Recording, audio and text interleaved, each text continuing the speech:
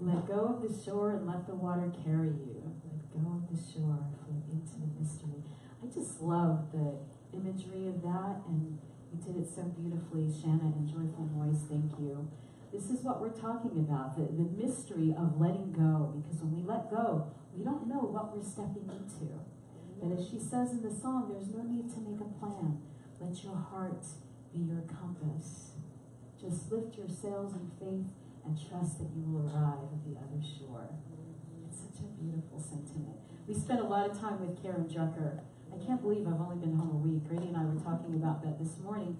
We were at Big Sky Retreat from the 1st of September. Anyway, last week. It seems like forever ago, and at the same time, like just yesterday, we spent a lot of time with Karen Drucker, who does a lot of New Thought music that we use a lot in this center, and we just love her and love the rendition that we just had of her music. So thank you for that joyful noise.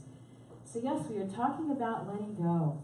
This idea, there is an idea that life is really always seeking fuller, freer, more expanded expression through you. How many of you can believe that? Can you really believe that and feel that there is something inside of you that is wanting to come forward, that's wanting to express, that can only come through you? It can't come through anyone else. There is no one else that has your gifts, that has your talents, that has your passions, that has your interest.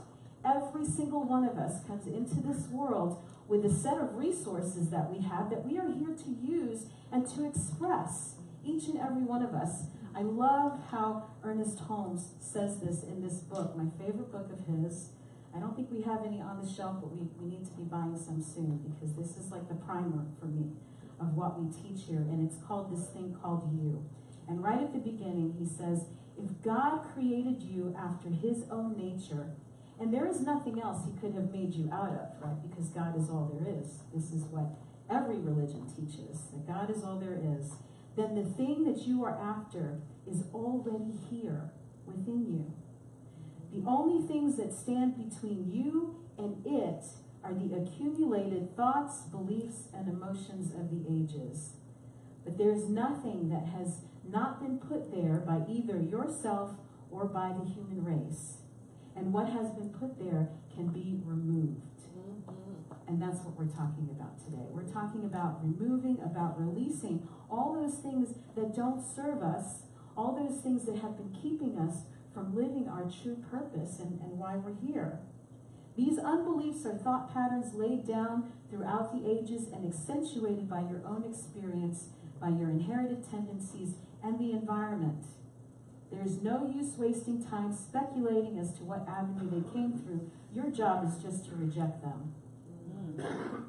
Now, I talk a lot about death and dying, probably more than maybe some other ministers or people you might be used to dealing with, but that is because I think it's so important to remember always that our time here is brief. Our time here is limited. We believe, yes, the soul goes on. That is eternal. But your time here now, in this body, in this place, is limited.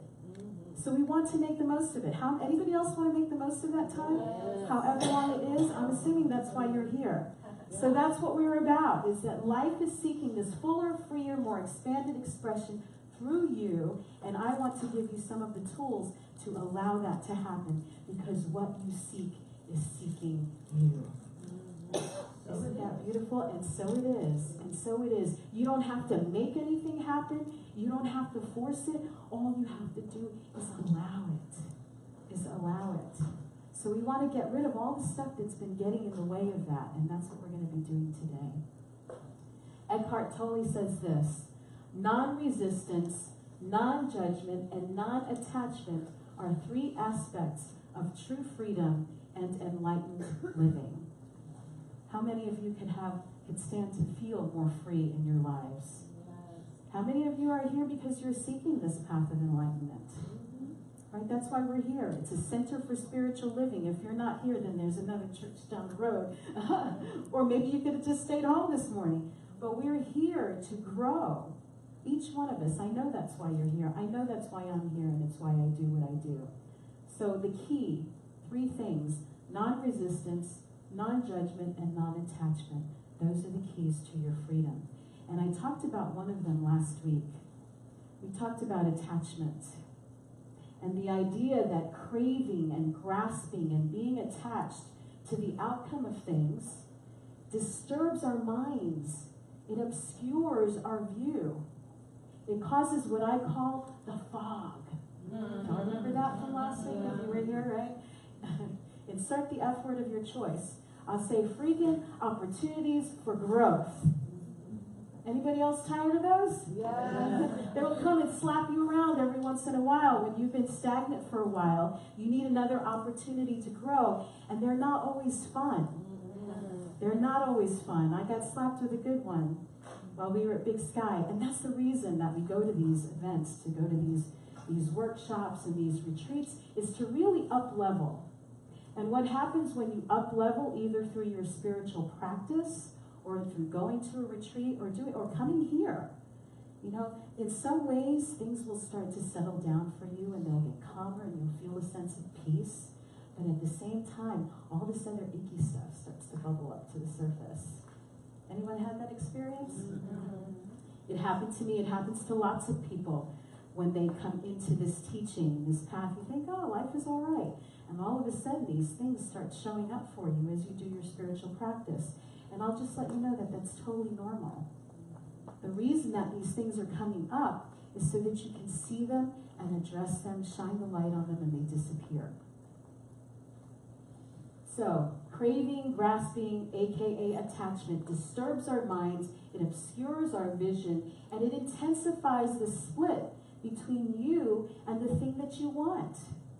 Because you're in this craving, this desiring, I want it so bad, that what you're doing is saying, obviously, I don't have it. It's something that's outside of me somewhere, and I don't have it. And I want it so bad. The more I want it, the more I'm pushing it away. The more I'm making it known that it's missing from my life. So that's the opposite of what we want to do, right? We have our goals, we have our visions, we have our dreams, we have the outcomes that we would like to see. And we can speak those truths, and we can pray on them, but at some point we let them go. We let them go and let the universe do its work and bring it to us. Because otherwise, it's kind of like if you put a seed in the ground, you're planting something on purpose. Say you're planting, I don't know, carrots. You want to see carrots in your garden, and you plant the seed, and you go and you look every day. Is it growing? Is it growing? Maybe I should dig it up and see if there are little roots coming out or shoots. Is that silly? Right? But that's what we do. That's what we do. We set our intention, we put it out there, and we say, I release it. And then you go back the next, couple of hours later or a couple of days later and say, how's it doing? Is it growing? Should I dig it up and see if it's got roots and shoots maybe? Right? The idea is to truly let it go. And this is spiritual practice. This is spiritual practice. It's not always easy, but like anything else that you practice, it gets easier. It gets easier, and it's less painful as you let things go more and more and more. So releasing attachment. Again, that was our topic for last week. You have the right to work, but never to the fruit of your work. You have the right to live your dharma. In fact, that's what we're here to do. Your life calling. Each one of us has a call. It's your duty to live that call. It's your duty to live that call to the best of your ability. But how it shows up, that part's not up to you. You don't get to choose that. You don't get to choose that. And if you can let go of the attachment to that, your life will be much more peaceful. And things will flow much easier for you. Right? It just kind of comes and it goes and it does its thing. And you do yours. You're unencumbered. Today we're talking about releasing resistance. Releasing our resistance. Which another way of saying that is having acceptance. That when you can accept the things that are, the things that have happened, the things that have been, the things you have no control over, there's a new sense of peace that comes with that. Byron Katie says this, when you argue with reality, you always lose, but only 100% of the time. When you argue with reality, you always lose. What's reality? Yesterday is yesterday. The past is the past. I can't do a darn thing about whatever has already happened. None of us can. None of us can. What we can do is change our relationship to the things that have happened. We can change our stories about the things that have happened. We can change what we get out of the things that have happened. We can't change what has happened. So understand that distinction. Releasing resistance. So what we're talking about releasing here, and there's lots of things we can release. I'm putting it under a great big general heading of the story. Now, how many of you have a story that goes with your life? Raise your hand if you have a story. Everybody's got a story. Now, I'm going to say some of the things that might be in that story. Your story may have some betrayal in it. A business partner, perhaps. That was one of my stories. A betrayal. Or maybe some unfulfilled expectation. Maybe it was the idea I was supposed to go to medical school. That's what I thought I wanted to do. An F in physics and an F in physiology. Didn't look so good on my application. A little too much partying. Unfulfilled expectations. There's that point where you hit, like when I hit around 40, and I thought, this is not the life I signed up for. It wasn't supposed to be like this. Has anyone else had that experience? Or maybe you're going through it now. Like, what the heck? This is not what it was supposed to be. Unfulfilled expectations. How about failure? How about failure? Is that part of anybody else's story? No. Yeah, failure. Okay. Ooh, not good enough. Not good enough. And its variations. That could be not smart enough, not thin enough, not young enough, not wealthy enough, not pretty enough. Fill in the blank. What else? Did I miss any? If you're too young, you're not old enough. Oh, yeah, if you're not old enough. What else? Any other not enoughs? Does everyone have at least one of those in their story? Yes. Not smart enough. Not smart enough. Not smart enough. Okay, how about pain? Pain. Yes. Stories of pain. Stories of loss. Stories of loss. We have people that we've lost. We have opportunities that we've lost. Just so much loss. I'm sure I can pick out anyone from our group today and just tell me a story of loss, and you would have one. Shame. Shame. Shame is a big one. Shame is a big one. And I shared a little bit of my shame last week. A little bit of my shame. Here I am in my 3rd year as a minister here at Oak Brook. And it was supposed to go a certain way. I did all the studying. I've been doing the spiritual practices. I'm doing all the stuff. And yet, we look at our bank account, and holy cow, we're $15,000 in the hole. A lot of that is money to me, by the way. But that wasn't supposed to happen. You know, the idea that this place, that the doors could close here while I'm the minister, totally unacceptable. It was not supposed to happen like that. And I'm not saying that that's what's going to happen, but I'm saying those were the feelings. That was the stuff that was going through me. That was the shame that I couldn't bring myself to say, even to our board, to other people, this is the financial situation we're in, right? Because of my ego, right? Because of my feelings of embarrassment that I couldn't bring that up in public. And what happened? I kept thinking, well, if I don't say anything, it'll get better on its own, right? Somebody's going to walk in the door here, and they're going to have money to burn, and they're just going to write that check, and it'll be done, and I don't have to let anybody know until it's done, right? That's what I'm thinking. But the more, you hide these things, you try to tuck it away, I don't think about it, I don't acknowledge it. If I don't look at it, it'll disappear. We know how well that works. So you share. You share, right? That was one of the things to let go of. And I can't even tell you how freeing it was when I realized, wait a minute, this isn't about me. This isn't all about me. This is a community.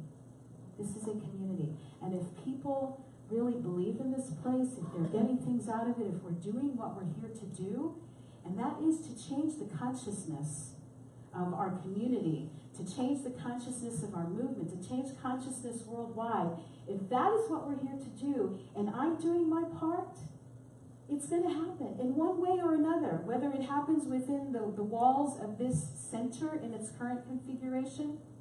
Maybe, maybe not. I don't know. But I release that. I release it. I release it. It's not all mine to do.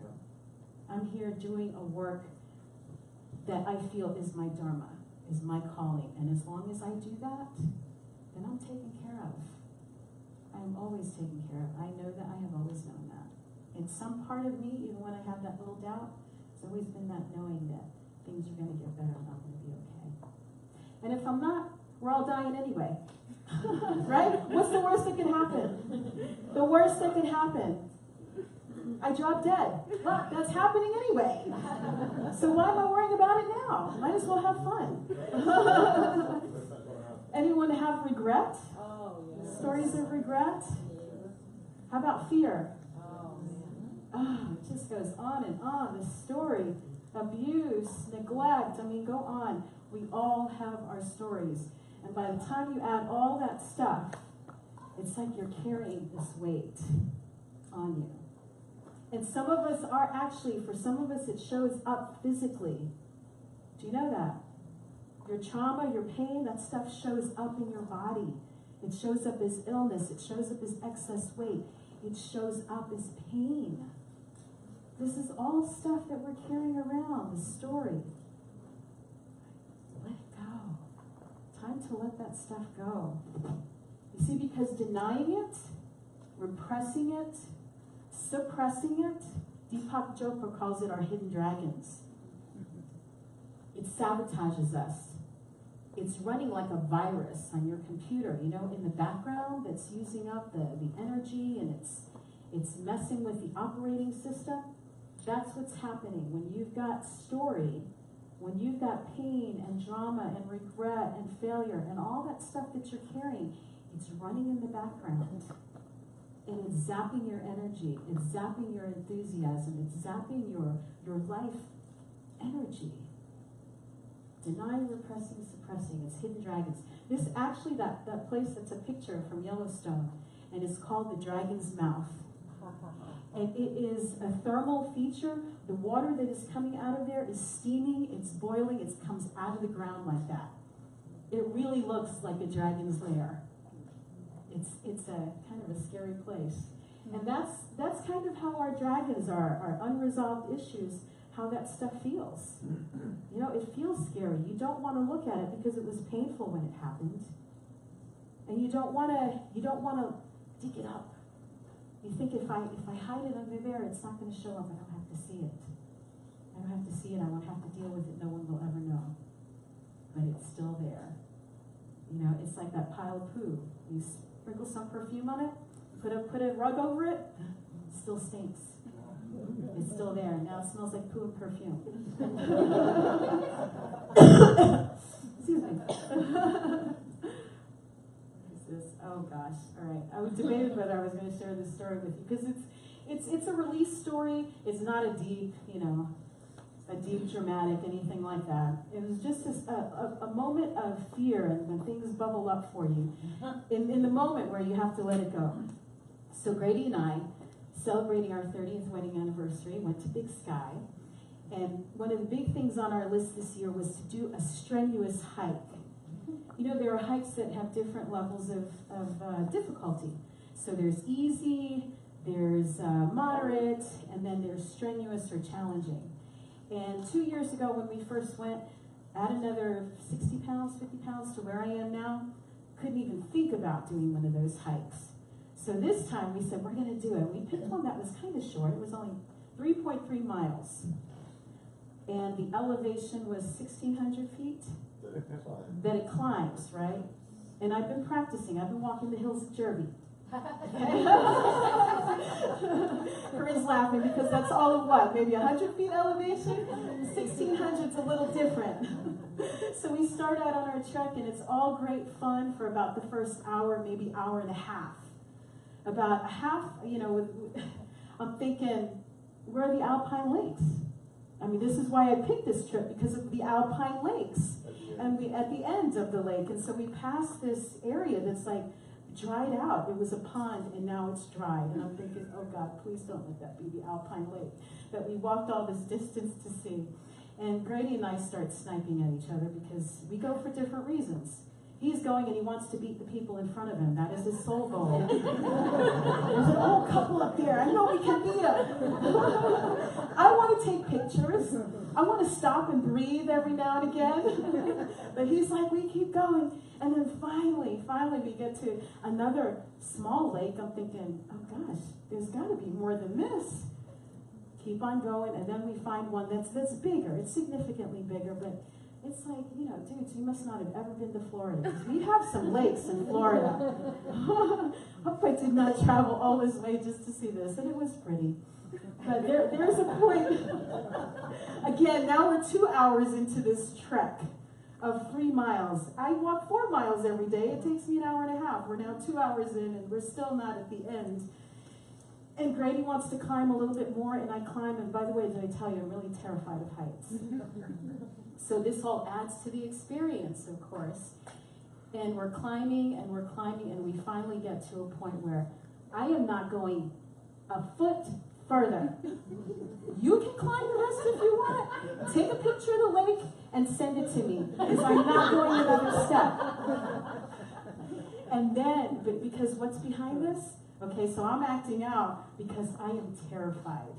I'm terrified. I have not climbed to a place where I'm thinking, oh my God, how am I going to get down?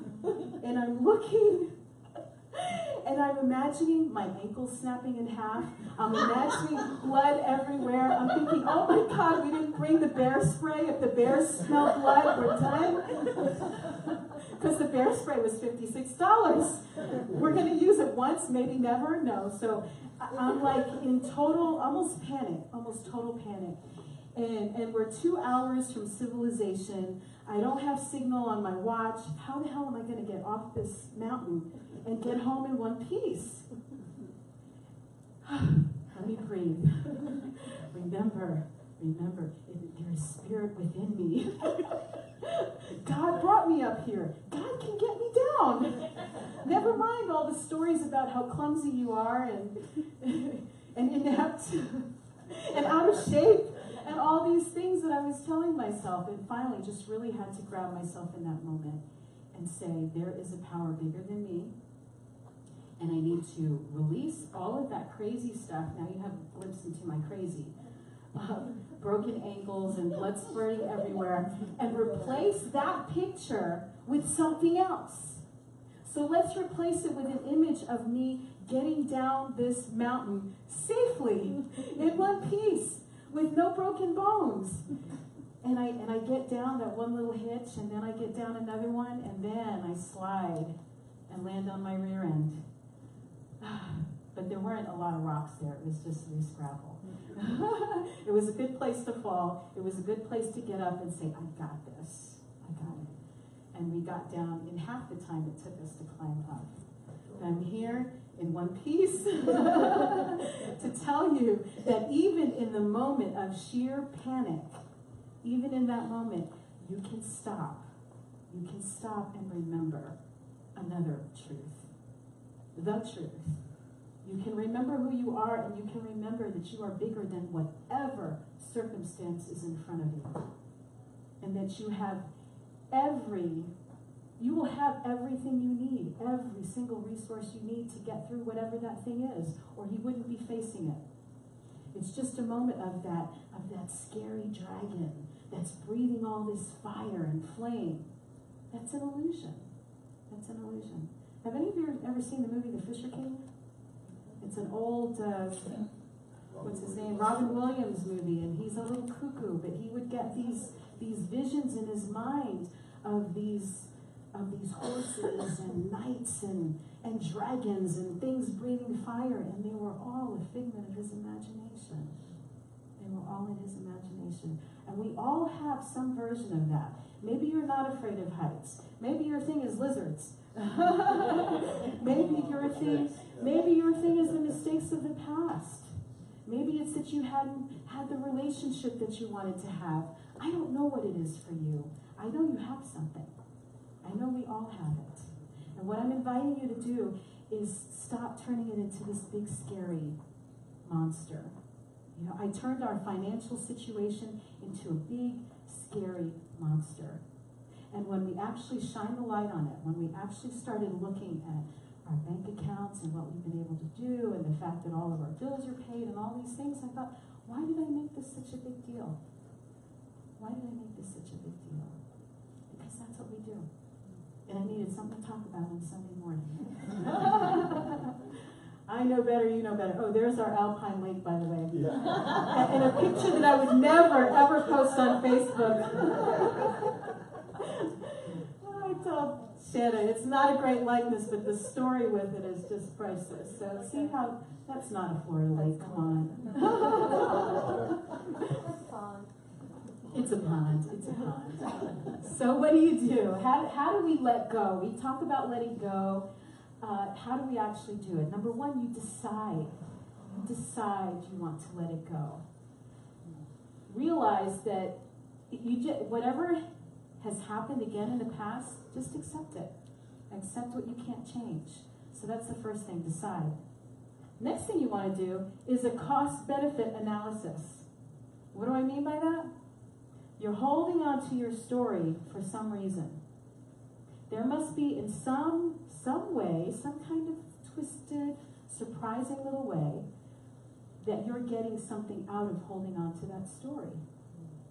It's like a woman I met for the first time at a workshop. She reaches out her hand to introduce herself to people, and she says, I'm Barbara, and I'm a breast cancer survivor. I thought, wow, that's so interesting. I've never met anybody that introduced themselves that way. And surely she's proud of the fact and probably very, very grateful that she got through breast cancer. But what happens every time she says that? I'm a breast cancer survivor. Every time she says it, what's happening? She's reminding herself of it. She's bringing it back up to the surface. And she's probably bringing a whole lot of fear with it.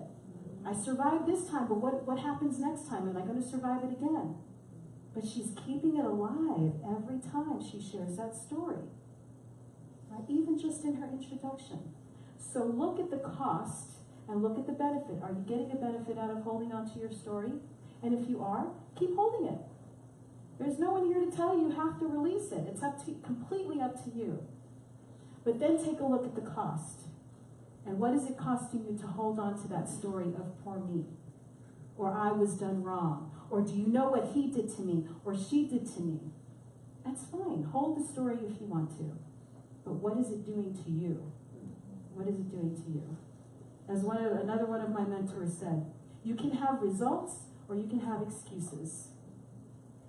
Now that may sound harsh, but it's the truth. It is the truth. You have results or you have excuses. Decide if you want to let it go. What's the cost to you and what's the benefit? Realize, this is important, realize that the awareness that recognizes your need for healing is also the same power that heals. Think about when you get a cut or you break a bone, you hurt yourself. Do you have to make your body heal? No, your body knows what to do. Your body kicks into gear and it sends out all the different hormones and the different cells and the T cells and the this and the that. And it heals you. It takes care of what it needs to do. It knows. The part of you that recognizes the need for healing to release will also give you the power to do it. Will also, in fact, it is actually already whole, perfect, and complete. What it does is it helps you find the way so that you can feel that for yourself. Right? Ernest Holmes said there is no, healing. There is no healing. Truth to be revealed. It'll come to me. Do you remember it, Gail? The bottom line is that really there is nothing to heal. There is only truth to reveal. That's it. That's it. There is nothing to heal, only truth to reveal. Let go. Letting go of the story. Realize that the awareness that recognizes your need for healing is the same power that heals. Then face your dragons, but face them on purpose. Face them on purpose with confidence, with faith, with joy, and with the knowing that this is freeing you of your burdens. And it gets to be an exciting thing. It gets to be a happy thing.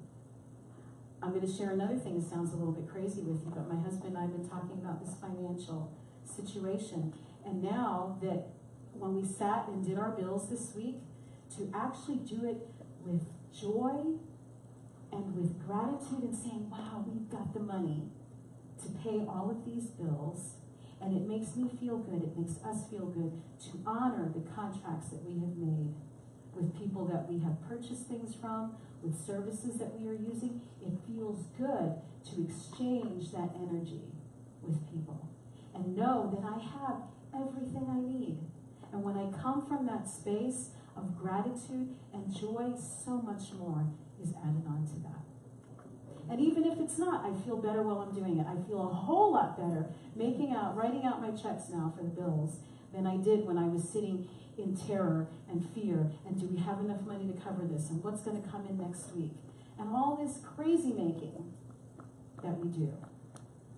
So face your dragons with confidence and in knowing that you have what it takes to get through it.